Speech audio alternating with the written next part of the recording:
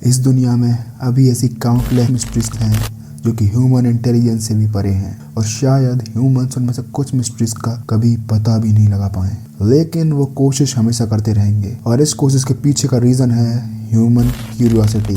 Human curiosity की वजह से हम तमाम रहस्यों का पर्दाफाश कर चुके हैं, लेकिन हर बार ये रिजल्ट पॉजिटिव नहीं होता और कई बार तो human curiosity can lead towards horrific experiences and even death.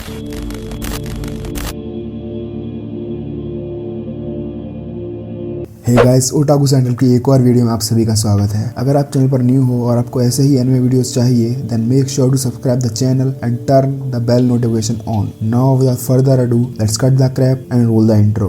Little bit of fame, little bit of hate, little bit of change. Watch the craze, keep it sane, don't fade away. So guys, अभी जो मैंने intro में बोला वो सब आगे जाकर sense बनाएगा। ये वीडियो एक रिव्यू वीडियो होने वाली है, एक ऐसे एनिमे के बारे में जिसने मुझे रिव्यू बनाने के लिए लिटरली मजबूर कर दिया। उससे पहले आप मुझे इन कैरेक्टर्स को देखकर बताओ कि ये एनिमे कैसा होगा। इसे देखकर लगता है ना कि ये कोई happy go lucky adventure anime होगा जहाँ ये चिबीज मस्त लाइट हार्टेड एडवेंचर करते होंगे, बट सच बताऊं तो ये एनिमे बहुत डार्क और डिस्टर्बिंग चीजों से डील करता है। और इन कैरेक्टर्स को कवाई और चिबी बनाया ही इसीलिए गया है ताकि आप से जल्दी कनेक्ट कर सको और उसके बाद इनकी हॉरिफिक जर्नी आपको ट्रॉमेटिक एक्सपीरियंस दे सके। एनिमे का नाम है मेड इन अबिस और इसमें 13 एपिसोड्स हैं। उसके बाद एक 2 घंटे की कैनन मूवी है जो कि एनिमे से भी बेटर है। मूवी का नाम है made in Abyss Dawn of the deep Soul और जो उसका एंटागोनिस्ट है ना, भाई साहब ग्रिफिथ वाली वाइब देता है। और अगर आपने उसके कैरेक्टर को अच्छे से समझ लिया, आप उससे नफरत नहीं कर पाओगे, जैसे कि मैं कभी ग्रिफिथ से नफरत नहीं कर पाता। लेकिन अगर आपको कैरेक्टर से कोई खासा फर्क नहीं पड़ता, then you will hate him and you will hate him like hell. इस एनिमे और मूवी के बाद मैं खुद को मांगा पढ़ने से रोक ही नहीं पाया, because they completely blue me away.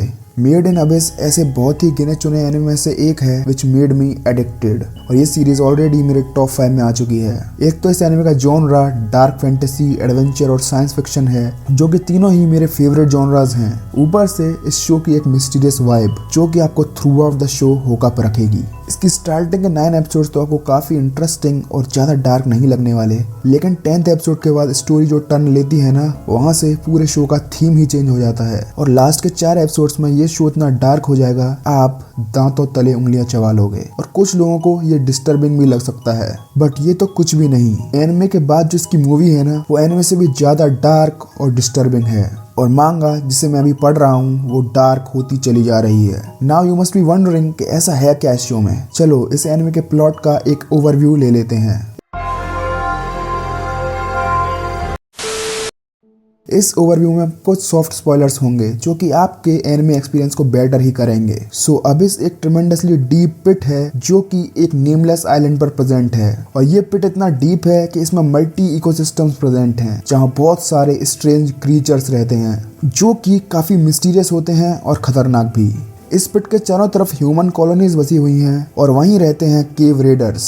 Cave readers इस पिट के अंदर जाते हैं for a certain reason. Actually इस पिट में कोई एंशिएंट सिविलाइजेशन रहा करती थी जो कि काफी ज्यादा एडवांस थी, लेकिन किसी रीजन की वजह से वो सिविलाइजेशन खत्म हो चुकी है और इस सिविलाइजेशन के बारे में अभी तक कुछ रिवील नहीं हुआ है।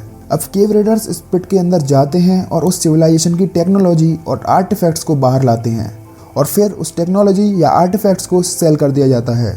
अब इस पिट के बारे में सबसे खतरनाक बात यह है कि इसमें आप जितनी अंदर जाते जाओगे, आपका ऊपर आना उतना ही मुश्किल होता जाएगा।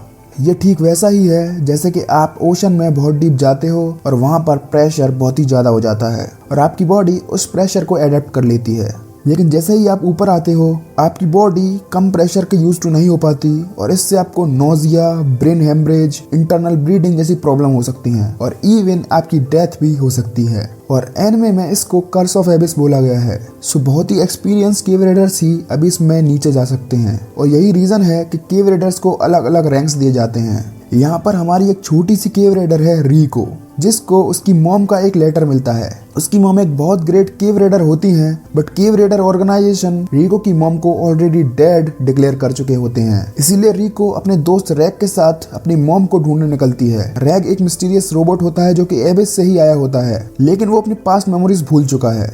यहाँ तक आपको स्टोरी बड़ी हैप्पी गो लकी एडवेंचर जैसी लग रही होगी, लेकिन जैसे जैसे उनका एक एक कदम एबिस की डेप्थ की तरफ बढ़ता जाता है, there adventure gets darker and darker. और एपिसोड 10 के बाद तो ये एडवेंचर डिस्टर्बिंग भी होने लग जाता है। ये एनिमे हमें रियलिटी दिखाता है कि इन बच्चों के साथ कितने हॉरिफिक इवेंट्स हो सकते हैं।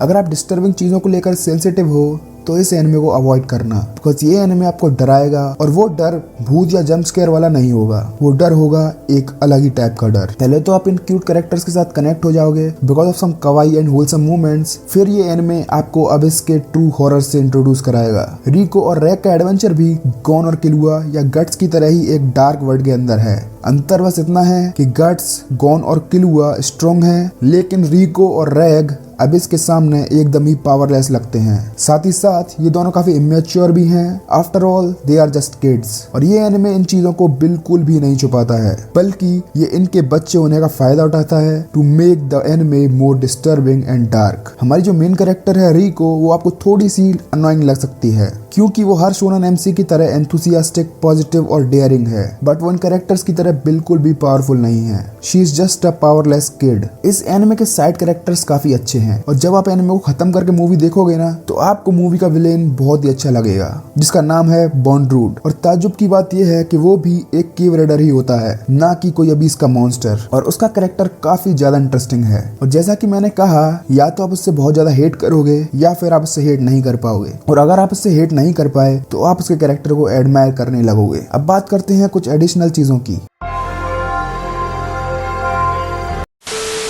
मेड इन अविस जिस लेवल की वर्ल्ड बिल्डिंग बस 13 एपिसोड में करता है, वैसी वर्ल्ड बिल्डिंग अच्छे खासे शोनन एनिमे भी नहीं कर पाते। एबिस के अंदर का वर्ल्ड बहुत बड़ा है, साथ ही साथ बहुत डार्क भी, जो कि एनिमे को बहुत मिस्टीरियस और एंजॉयबल बनाता है। बिकॉज जहाँ मिस्ट्रीज वहाँ मजा। एटलीस्ट मेरे केस में तो ऐसा ही है।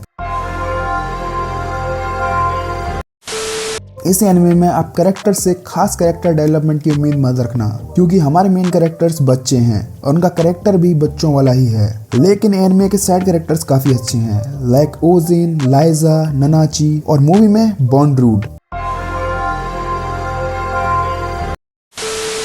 स्टोरी का एनिमेशन टॉप नॉच है और इसे काइनेमा सेंटर स्टूडियो ने एनिमेट किया है, जिसने rising of the shield hero और ब्लैक बुलेट जैसे एनिमे एनिमेट किए हैं। हालांकि आपको कैरेक्टर डिजाइन थोड़ा सा हैप्पी गो लकी एनिमे जैसा लग सकता है, बट वो इंटेंशनली है और रीजन मैं आपको पहले बता ही चुका हूँ। शो का म्यूजिक बहुत ही ज्यादा अच्छा है और ये सीन्स को काफी ज्यादा इम्पैक्टफुल बनाने में बहुत हेल्प करता है। हम सब जानते हैं कि म्यूजिक एक सीन को कितना ज्यादा इम्पैक्ट करता है और शो खत्म होने के बाद आप इसका म्यूजिक अलग से सुनोगे बिकॉज इट्स टू एडिक्टिव। चाहे वो ओपनिंग हो, एंडिंग हो या OST, सब कुछ ऑन पॉइंट है। सबसे पहले आपको देखना है मेड इन अविस एनिमे, जिसमें बस 13 एपिसोड्स हैं और फिर आपको 2 घंटे की एक मूवी देखनी है जो कि कैनन है और उसमें एक पूरा आर्क कवर किया गया है। मूवी का नाम है made in abyss dawn of the deep soul. उसके बाद आप मांगा कंटिन्यू कर सकते हो चैप्टर 30 के बाद। मांगा भी कंटिन्यूएशन में है और लगभग 60 चैप्टर्स आ चुके हैं। और हाँ, एनिमे का नेक्स्ट पार्ट भी 2022 में रिलीज होने वाला है, जिसका ट्रेलर ऑलरेडी आ चुका है और मैं इस सीजन के लिए बहुत ही ज्यादा पम्प्ड हूँ। मेड इन अविस एक ऐसी सीरीज है जिसे मेरे हिसाब से इंडिया में बहुत ही कम रिकॉग्निशन मिला है। वैसे फिलहाल इसका एक ही सीजन आया है और मुझे पता है कि सीजन 2 के बाद ये सीरीज सभी की जबान पर चढ़ने वाली है। मैं रिकमेंड करूंगा कि आप इसे जल्दी से देख लो। मेड इन अविस एक काफी डार्क और डिप्रेसिंग स्टोरी को दिखाता है और शो करता है कि हर जर्नी हैप्पी नहीं हो सकती और कभी कभार आपको बहुत ही हॉरिफिक एक्सपीरियंसेस से गो थ्रू करना पड़ सकता है। बट शो की मेन कैरेक्टर रिको हमें सिखाती है कि जो चीज सबसे ज्यादा मैटर करती है वो आगे बढ़ते रहना और होप को कभी ना छोड़ना, because in this world miracles do happen.